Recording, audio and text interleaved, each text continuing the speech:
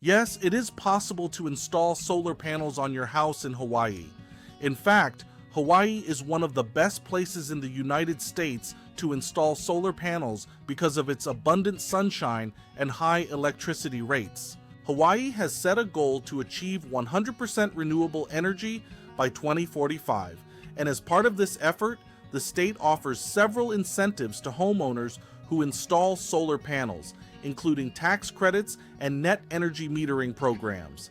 Additionally, there are many solar companies in Hawaii that can provide information about the cost and benefits of installing solar panels, as well as help with the installation process. It's important to note that the specific requirements and regulations for installing solar panels in Hawaii may vary depending on the location of your home and the type of system you choose.